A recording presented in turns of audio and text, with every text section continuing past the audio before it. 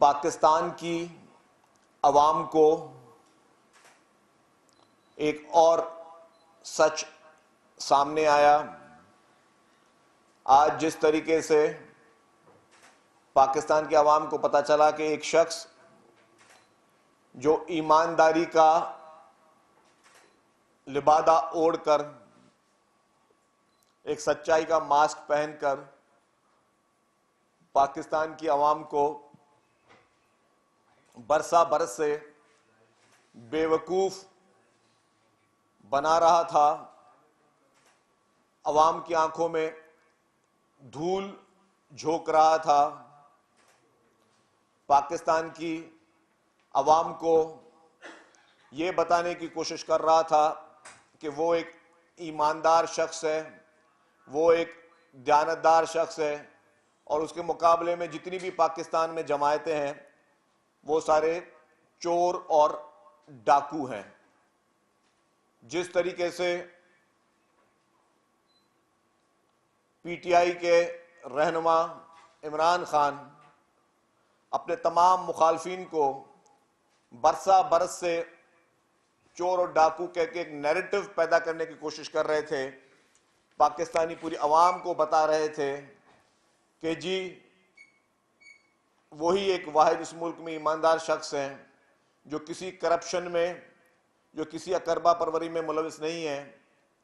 वो चीज़ एक मर्तबा फिर अवाम के सामने आ गई कि ये शख्स धोखेबाज शख्स है, ये शख्स झूठा शख्स है और ये शख्स अवाम की आंखों में धूल झोंक रहा है। आज जो फैसला एहतसाब अदालत ने नैब के मुकदमे में इमरान खान को और उनकी अहलिया को जो सज़ा सुनाई है, ये सारे वो चीज़ें हैं जो कि इमरान खान ने खुद चुनी थी। इसी नैब की तारीफों में इमरान खान खुद तस्बीहां पढ़ते रहते थे और अपने तमाम मुखालफिन को नैब के ज़रिए उन्होंने गिरफ्तार करवाया। अपने तमाम मुखालफिन को उन्होंने नैब के ज़रिए इंतकामी कार्रवाइयों का निशाना बनाया और इस हद तक उनकी बर्दाश्त का आलम था कि जब भी कोई शख्स किसी टीवी पे, किसी मीडिया पे, किसी जलसे में, किसी जुलूस पे इमरान खान पर कोई इल्ज़ाम लगाता था या उसकी मुखालफत करता था तो उस शख्स को दूसरे दिन नैब के नोटिस आ जाते थे। और इसकी सोच इस तरह थी कि ना सिर्फ सियासी रहनुमाओं को उसने इंतकामी कार्रवाइयों का निशाना बनाया, लेकिन उसके साथ साथ उन सियासी रहनुमाओं के फैमिलीज को, खानदानों को भी इसने इंतकामी कार्रवाइयों का निशाना बनाया। इमरान खान के कहने पे, इमरान खान के अपनी मंशा पर उस वक्त की नैब ने पाकिस्तान पीपुल्स पार्टी की लीडरशिप को जेल में डाला, मोहतरम आसिफ अली जरदारी साहब को जेल में डाला, मोहतरमा फरियाल तालपुर साहिबा को जेल में डाला, बगैर किसी सजा के, बगैर किसी जुर्म साबित होने के। उसी तरीके से PMLN की लीडरशिप को भी उन्होंने जेल में डाला और उसका मकसद यह था कि वो नैब के जरिए इस मुल्क पे हाकमियत करे। जस्टिस जावेद इकबाल को उस वक्त जो चेयरमैन, उनको ब्लैकमेल करके मनपसंद फैसले, मनपसंद कार्रवाइयां इमरान खान ने, उसके हवारियों ने अपने मुखालफिन के खिलाफ की। आज इमरान खान को उसकी अपनी गलतियों की सजाएं मिल रही हैं, अपने गलत कामों की सजाएं मिल रही हैं। आज जो फैसला आया है उस फैसले में यह साबित हो गया कि यह किस हद तक बदनीयत शख्स था। मैं कहूंगा कि यह एक समझदार आदमी भी था और इसको इंटरनेशनल नॉर्म्स में कहते हैं कि कॉर्पोरेट क्रिमिनल। ये कॉर्पोरेट क्रिमिनल था जिसके जरिए इसने तोशा खाना जैसे वाकयात में घड़ियां चोरी की, घड़ियों को बेचा और लोगों को झूठ बोला कि मैंने तो जी ये घड़ी पाकिस्तान में बेची। पता चला कि जी घड़ी जो है वो किसी और मुल्क में किसी हमारे जो है किसी पाकिस्तानी ने खरीदी। फिर ही इसने कहा कि उन पैसों से मैंने तो सड़कें बनाई। तो ये वो सफाक झूठ थे जो सामने आए। फिर इमरान खान की मौजूदगी में जिस तरह पंजाब की हुकूमत वो फराह गोगी साहिबा चला रही थी, जो वहां पे ट्रांसफर पोस्टिंग पे पैसों की बुनियाद पर करप्शन की बाजार गर्म थी, जिस तरीके से बन्नी गाला से बैठकर पंजाब की ट्रांसफर पोस्टिंग कौन सी खवातीन करती थी, वो किसकी दोस्त थी, और फिर आज वो खातून कहां है। जैसे इमरान खान की हुकूमत में तहरीक एतमाद आई तो सबसे पहले उस फराह गोगी को मुल्क से बाहर भगाया ताकि वो हाथ ना आए, और फिर कहा टीवी पे आकर उसको डिफेंड भी किया, वो तो बेचारी सियासत में थी नहीं, उस बेचारी को तो कोई बनता ही नहीं है केस, तो वो जो कुछ कर रही थी वो जायज था। तो अगर वो सियासत में नहीं थी, जो कुछ कर रहे थे वो जायज था। उसके साथ साथ मैं एक बहुत चीज आज अहम कहने वाला हूं, जो आप सब एक एक पाकिस्तानी को वो चीज समझने की जरूरत है। आज इमरान खान को सजा हुई, 14 साल की सजा हुई। पूरे पाकिस्तान भर में कोई एक शख्स एहतजाज के लिए निकला है? कोई एक शख्स, किसी ने कोई मुजाहरा किया है? कोई पब्लिक का रिएक्शन आपने, कोई नेचुरल रिएक्शन देखा है? तो इमरान खान को सजा होने के बावजूद पूरे पाकिस्तान में एक शख्स, हालांकि 14 साल की सजा हुई उसको, कोई एक शख्स किसी सड़क पे पूरे पाकिस्तान में खैबर पख्तूनख्वा समेत कोई नहीं निकला रोडों पे। लेकिन 9 मई को जब वो गिरफ्तार हुआ तो जिस तरीके से पाकिस्तान भर में जो दहशत गर्दी हुई, जिस तरीके से कोर कमांडर हाउस पर हमला हुआ, जिस तरीके से जीएचक्यू के अंदर जाने की उन्होंने कोशिश की, वहां पे हमला किया, जिस तरीके से कराची में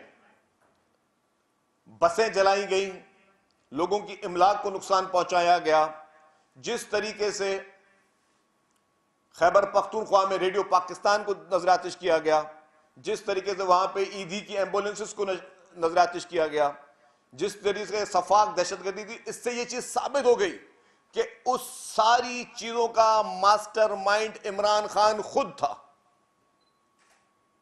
वरना उस वक्त जो रिएक्शन आया था, हालांकि सिर्फ गिरफ्तारी थी, मामूली गिरफ्तारी पे जिस तरीके से पूरे पाकिस्तान को आग लगाई गई, दहशतगर्दी की गई, तो उसका माइंडसेट आज जो लोग कहते हैं कि इमरान खान को तो पता ही नहीं था, वो तो बेचारा था, उसको किसी चीज का इल्म नहीं था, आज वो नेचुरल रिएक्शन कहां चला गया? 4-5 घंटे हो गए सजा को आए हुए, कहीं पे कोई बंदा क्यों नहीं निकला? वही जो पीटीआई के लीडरान जो गिरेबान खोल के कि हम यहां पे भी घुसेंगे, हम वहां पे भी चलेंगे, हम ये सड़क भी बंद कर देंगे, हम ये घर भी जला देंगे, आज वो सारे कहां चले गए? क्योंकि उनको डायरेक्शन देने वाला खुद जेल में बैठा हुआ है। तो ये चीज भी आज बिल्कुल आया हो गई कि 9 मई के वाकये का जिम्मेदार फर्द वाहिद जो उसका सहूलतकार था, जो उसका ब्रेन चाइल्ड था, वो इमरान खान था। और वो इमरान खान जिसने 2018 से रियासत के खिलाफ एक जंग शुरू की हुई है, रियासत पाकिस्तान के खिलाफ 2018 से एक जंग कर रहा है, और वो जंग जो है वो मुख्तलिफ प्लेटफॉर्म्स पर लड़ी जा रही है। वो जंग सोशल मीडिया पे भी लड़ी जा रही है। सोशल मीडिया पे हमारे मुल्क के इदारों के खिलाफ, हमारी मुख्तलिफ हुकूमतों के खिलाफ, मुख्तलिफ उनके अपोजिशन लीडरान के खिलाफ जिस तरीके से एक वो जंग कर रहे हैं सोशल मीडिया पे, वो किसी से छुपी हुई नहीं है। और उसके बाद फिर इंटरनेशनल फोरम्स पर जिस तरीके से इनके सहूलतकार जूइश लॉबीज, इसराइल, जिस इसराइल ने खुल के इनके खिलाफ, इनके हक में बयानात दिए, जिस इसराइल ने खुल के उसकी इसराइल की जेरूसलम पोस्ट, उसमें जो इनकी हिमायत में आर्टिकल्स आए, और फिर इंटरनेशनल फोरम्स पर बड़े बड़े मुमालिक में जाके जिस तरीके से पीटीआई ने एक सोची समझी साजिश के तहत पाकिस्तान को निशाना बनाने की कोशिश की। वही जो रियासत के खिलाफ उन्होंने जंग शुरू की हुई है, वही जंग उन्होंने आईएमएफ के पास भी लड़ने की कोशिश की। कि आईएमएफ के पास बैठकर पाकिस्तान को कर्जे जो हैं वो रुकवाए जाएं, कि खुदा ना खास्ता पाकिस्तान डिफॉल्ट में जाए, कि खुदा ना खास्ता पाकिस्तान में लोगों को तनख्वाहें ना मिले, कि खुदा ना खास्ता पाकिस्तान का दिवालिया निकले।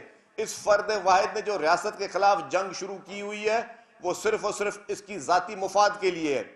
120-26 दिन का जो धरना था वो भी उस रियासत के खिलाफ जंग का हिस्सा था, जिसमें उसने रियासत को ब्लैकमेल किया कि अगर मुझे इक्तदार नहीं दिया गया तो फिर आप लोग पाकिस्तान में बिजली के बिल ना दें, आप लोग पाकिस्तान में जो है वो मनी लॉन्ड्रिंग करें, लीगल जराए से पाकिस्तान में पैसे ना भेजें, पाकिस्तान से पैसे ना निकालें। लोगों को बोला गया कि हवाला हुंडी के जरिए पैसे बाहर भेजें और हवाला हुंडी के जरिए चीजें करें।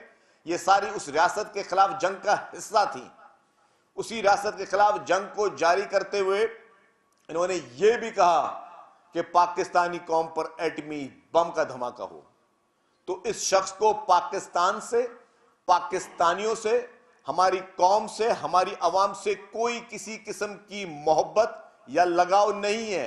आज भी ये शख्स रियासत पाकिस्तान के खिलाफ जो जंग लड़ रहा है वो सिर्फ इसके फर्द वाहिद के रिलीफ के लिए है, वो इक्तदार के हुसूल के लिए है। तो जो पाकिस्तान का अपने आप को कहता कि मैं मोस्ट पॉपुलर तरीन लीडर हूं, तो आज उस पॉपुलर तरीन लीडर के जो है सजा के बाद लोग तो सड़कों पे जश्न मनाते हुए नजर आ रहे हैं, लोग तो सड़कों पे खुशियां और मिठाइयां बांटते हुए नजर आ रहे हैं। तो ये सारी चीजें इस बात का आया सबूत है कि ये शख्स पाकिस्तान के साथ मुखलिस नहीं है और 2018 का इसका इक्तदार पाकिस्तान के साथ एक घिनौना मजाक था। जिस तरीके से चोर दरवाजे से, अपने आप को पॉलिटिकल और डेमोक्रेटिक लीडर कहते हुए जिस तरीके से चोर दरवाजे से ये शख्स इक्तदार में आया, इसने हमेशा पाकिस्तान को नुकसान पहुंचाया है। मैं पूछता हूं कोई एक कारनामा इसका बताया जाए जो उसने पाकिस्तान के लिए किया हो। उसी धरनों के दरमियान हमें याद है कि पार्लियामेंट पे हमला किया गया, उसी धरनों के दरमियान हमें याद है कि पाकिस्तान टेलीविजन पर हमला किया गया। तो जो शख्स शफाक तरीके से पाकिस्तान के हर इदारे पे, ये नहीं कि ये सिर्फ किसी एक इदारे के खिलाफ है, पाकिस्तान के हर इदारे को उसने नुकसान पहुंचाने की कोशिश की। इसने पाकिस्तान के हर शख्स को नुकसान पहुंचाने की कोशिश की। यह शख्स पाकिस्तान के साथ मुखलिस कैसे हो सकता है? यही कॉर्पोरेट क्रिमिनल और इसकी पूरी हिस्ट्री भरी हुई है। ये तो सिर्फ एक मुकदमे में सजा हुई है, इसके खिलाफ अभी बहुत सारे ऐसे मुकदमात हैं जो कि शायद कुछ तो रियासत ने अभी तक शुरू भी नहीं किए। जो मैं बात कहता हुआ हूं कि जब इसको अदालत के अहकामात पर पंजाब की पुलिस अरेस्ट करने जमान पार गई तो इसके अपने घर के अंदर से पेट्रोल बमों से हमले किए गए हमारी पुलिस पर। पूरी दुनिया भर में कोई मुझे एक सियासी लीडर बताएं जिसको कभी गिरफ्तार करने के लिए पुलिस गई और वो पेट्रोल बमों से हमले करे अपनी फोर्सेस पर। पूरे पाकिस्तान में क्या दुनिया भर में मुझे कोई एक मिसाल बता दें। और अगर कोई ये हमला करता है तो उसको क्या कहा जाता है? अगर कोई आपको गिरफ्तार करने आए, आपने अदालतों को सामना करना है, जमानतें लेनी है, आपको किसी ने मना नहीं किया। अदालती अहकामात पे आपको गिरफ्तार करने की कोशिश की गई, आपने उस पुलिस पे पेट्रोल बमों से हमले किए और आप कहते हो कि आप अवामी लीडर हो और आप कहते हो कि आप अवाम की बात करते हो। कौन से दुनिया के मुल्क में इस गुनाह को माफ किया जाता है? फिर उस तरीके से जो फॉरेन फंडिंग केस था जिसमें बकौल इनके अगर ये ठीक थे, अच्छे थे, ईमानदार थे, तो फॉरेन फंडिंग केस में स्टे पे स्टे क्यों ले रहे थे ये हाई कोर्टों से? अगर उनका दामन साफ था तो स्टे पे स्टे क्यों ले रहे थे अदालतों से कि जी हमें स्टे दिए जाएं और वो केसेस ना चलाए जाएं? क्योंकि चोर की दाढ़ी में तिनका। आपको पता था आपने गलत काम किया और आपने कोई 20-25 अकाउंट्स आपने जो है वो डिक्लेयर ही नहीं किए इलेक्शन कमीशन ऑफ पाकिस्तान में, जिसमें आप फॉरेन फंडिंग लेते रहे हो। और वो फॉरेन फंडिंग आप भारत और इसराइल से लेते रहे हो। भारत और इसराइल से फॉरेन फंडिंग आपको मिल रही है कि आप अपने मुल्क में इंतशार फैलाओ, अपने मुल्क में जो आप दहशतगर्दी फैलाओ, अपने नौजवानों को आप इखलाक से गिरी हुई हरकतें सिखाओ, अपने नौजवानों को आप सोशल मीडिया पे दहशतगर्दी सिखाओ, अपने नौजवानों को आप बताओ कि सोशल मीडिया पे किस तरीके से लोगों की ट्रोलिंग की जाती है, इदारों को किस तरह बदनाम किया जाता है, और लोगों को, इदारों के सरबराहों को और बाकी लोगों को, उनकी फैमिलीज को निशाना बनाया जाता है। ये कौन से मुल्क का लीडर अपनी नौजवान नस्ल को इतनी घिनौनी और गंदी चीजें जो सिखाता है? ये सारी चीजें जो हैं इस चीज का सबूत है। तो फॉरेन फंडिंग केस में भी वो आया केस था, वो जजमेंट आया थी, वो उस पे भी इनके खिलाफ मुकदमा चलना चाहिए था, जो कि उस अभी तक रियासत पाकिस्तान ने नहीं चलाया। और फिर जिस तरीके से अल कादर ट्रस्ट, जिस पे आपको सजा सुनाई गई, तो आपने हमेशा क्या किया है कि ईमानदारी का मास्क पहनकर आपने अवाम को यह बताया कि आप बहुत बड़े सोशल वर्कर हो, आप बहुत बड़े एक सोशल एक्टिविस्ट हो, आप सिर्फ भलाई की बातें करते हो। उसी भलाई के लिए जो आपने शौकत खानम हॉस्पिटल, जिसको हम समझते हैं कि एक नोबेल कॉज था, उस शौकत खानम हॉस्पिटल में जो आपने बोर्ड बनाया, उस बोर्ड में आप, आपके वालिद साहब, आपकी बहनें, आपका खानदान पूरा बोर्ड में बैठा हुआ है। और फिर यह बात भी आई कि शौकत खानम के फंडिंग के पैसे आपने किस तरीके से मुख्तलिफ प्राइवेट प्रोजेक्ट्स में इन्वेस्ट किए, रियल एस्टेट के प्रोजेक्ट्स में इन्वेस्ट किए, आपने उससे सट्टे खेले, आपने उससे जुआएं खेली। वो कैंसर पेशेंट्स के लिए लोगों ने आपको पैसे दिए थे कि या रियल एस्टेट में इन्वेस्टमेंट करने के लिए दिए थे, या आपको वो जुआ खेलने के लिए दिए थे पैसे? तो आपका किरदार वहां से भी साबित होता है। फिर नैब का सिर्फ ये एक मुकदमा नहीं है, नैब के मुकदमे मलम जब्बा का भी था, नैब का मुकदमा केपीके की बीआरटी का भी था। उस केपीके बीआरटी में, जिसमें आपकी ही हुकूमत में मौजूद चीफ मिनिस्टर इंस्पेक्शन टीम ने कहा कि 7 अरब रुपए के सिर्फ और सिर्फ किकबैक चले हैं, तो फिर आपको क्या था? आप प्राइम मिनिस्टर थे, आप यूं सीना चौड़ा करके बोलते हैं, हाँ अगर मेरे हुकूमत में कोई किकबैक चली है कि किसी प्रोजेक्ट में करप्शन हुई है तो इसको अदालतें, नैब, एफआईए सब इसको प्रोब करें। आपने खैबर पख्तूनख्वा की जो पेशावर हाई कोर्ट थी, वहां पे जज जस्टिस वकार सची साहब की ये जजमेंट थी कि इसको नैब और एफआईए प्रोब करें केपीके बीआरटी को। आपने सुप्रीम कोर्ट में स्टे ऑर्डर लिया कि आपके खिलाफ नैब का मुकदमा ना चले, नैब और एफआईए खैबर केपीके बीआरटी के अंदर हाथ भी ना डालें। तो आप इतने ईमानदार शख्स थे, आप इतने दयानतदार शख्स थे, और बकौल आपके बाकी सारी पार्टियां चोर है, सिर्फ इस मुल्क में आप ईमानदार थे, तो आपने वो स्टे ऑर्डर क्यों लिया? जस्टिस बंदियाल ने आपको वो स्टे ऑर्डर दिया, और वो स्टे ऑर्डर पे स्टे ऑर्डर मिलते रहे, तो वो आपने वो स्टे ऑर्डर क्यों लिया? आप तो ईमानदार शख्स है, आप बोलते भाई इंक्वायरी करने दो। कौन शख्स है अगर वो ईमानदार हो, जानतदार हो, वो किसी इन्वेस्टिगेशन इदारे को बोलेगा मेरी तलाशी नहीं ले सकते हो? आप गाड़ी में जाते हो, कहीं पे कोई पुलिस वाला रोकता है तो आप बोलोगे मैं तलाशी नहीं दूंगा। अगर आप बोलोगे तलाशी नहीं दोगे तो आपको क्या करेगा आपको?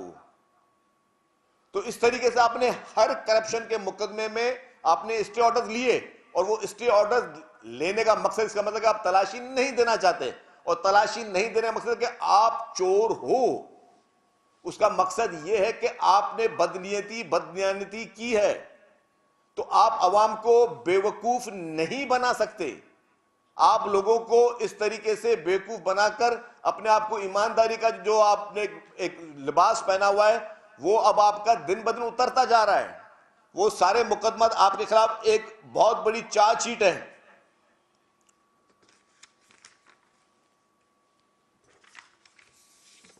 मैं समझता हूं कि पाकिस्तान की अवाम को ये सारी चीजों के ताने बानों को मिलाना चाहिए। ये ना देखें कि अगर ऑपोजिशन बात कर रही है तो वो गलत ही होगी। क्या आज पीटीआई के लीडरान फराह गोगी को डिफेंड करने की पोजीशन में हैं?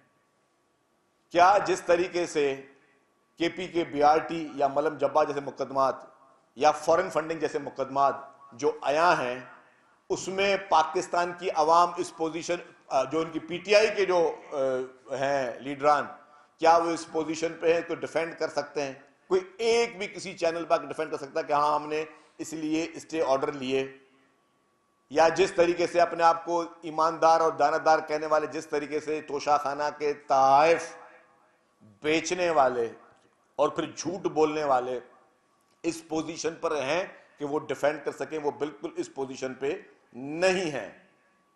मैं समझता हूं कि अवाम को आंखें खोलनी चाहिए। अवाम देखें कि जो बहरूपिया शख्स उनको बरसा बरस से बेवकूफ बनाता हुआ आ रहा है, वो अपने कैफरे किरदार तक पहुंच रहा है, और उसके लिए अदालतों के दरवाजे खुले हैं। वो सुपीरियर कोर्ट्स में जाके डेफिनेटली अपील करेंगे, करें, लेकिन अवाम के सामने जो बेवकूफ बनाने का जो नाटक और ढोंग चल रहा है वो अब मजीद नहीं चल सकता। तो मैं ये समझता हूं कि जो भी इमरान खान ने दूसरों के लिए खड्डे खोदे, दूसरों को बदनाम करने की कोशिश की, आज अल्लाह ताला की अदालत में वो शख्स खुद रुसवा हो रहा है। और जो भी कोर्स ऑफ लॉ हैं वो अपना काम करेंगे, अदालतें अपना काम करेंगी। इन्होंने अपीलें करनी, अपीलें करें, लेकिन अवाम को बेवकूफ ना बनाए। ताश के पत्तों में तुरुप का पत्ता या ट्रम्प कार्ड की बड़ी अहमियत होती है। हर पॉलिटिशियन अपने पास तुरुप का पत्ता या ट्रम्प कार्ड लाजमी रखता है। इस वक्त जबकि खान साहब को सजा हो गई है, खान साहब का ट्रम्प कार्ड चलेगा या नहीं चलेगा? देखिए जी, पीटीआई की इस वक्त पूरी कोशिश यह है कि वो किसी ना किसी तरीके से इमरान खान को बाहर निकालें, और इमरान खान सहूलतें मांग रहा है बाहर निकलने के लिए भी, जेल के अंदर भी सहूलतें मांग रहा है। जो सहूलतें आज भी इमरान खान को जेल के अंदर से हैं वो किसी भी पॉलिटिशियन को आज दिन तक नहीं मिली हैं। मुझे एक चीज बताएं, आप सब लोगों ने जेलें कैदें लीडरान की देखी हैं, आपने मोहतरम आसिफ अली जरदारी साहब की भी जेल कैद देखी है, मोहतरमा फरियाल तालपुर साहबा की भी जेल कैद देखी है, PMLN की लीडरों की भी जेल कैद देखी है। कभी किसी को आपने देखा कि कोई जेल के अंदर से पूरी पार्टी चला रहा हो? मैं आप सबसे सवाल पूछता हूं, कभी किसी को देखा कि जेल के अंदर से बैठकर वो चीफ मिनिस्टर भी लगा रहा हो, कैबिनेट भी लगा रहा हो, मुज़ाकरात भी कर रहा हो, सब चीजें कर रहा हो? इसको आज भी मैं समझता हूं कि बहुत सारी जगहों का लाडला है, इसको आज भी VIP ट्रीटमेंट मिल रही है। और मैं समझता हूं कि जो आप वाली बात कि ट्रम्प कार्ड या फलाना कार्ड, इनकी कोशिशें पूरी हैं कि कोई ट्रम्प कार्ड इनके काम में आ जाए, लेकिन मैं समझता हूं कि पाकिस्तान की अदालतें और पाकिस्तान का कानून पाकिस्तानियों के कहने पे चलेंगे, किसी ट्रम्प कार्ड के कहने पे नहीं चलेंगे। अच्छा, इस वक्त जो बानी पीटीआई को सजा हुई, पीपुल्स पार्टी वैसे तो मुज़ाकरात की बात भी करती रही और करती है, बानी पीटीआई को सजा के बाद मुज़ाकरात में तात्तुल आएगा या मुज़ाकरात हुकूमत जारी है और पीपुल्स पार्टी भी शरीक है? देखिए जी, मुज़ाकरात की पीपुल्स पार्टी हमेशा हामी रही है। हम चाहते हैं कि डायलॉग हो, डायलॉग कभी भी बंद नहीं होने चाहिए, लेकिन जो कानून है उसकी अमल दरामद भी साथ में जारी रहनी चाहिए। Thank you.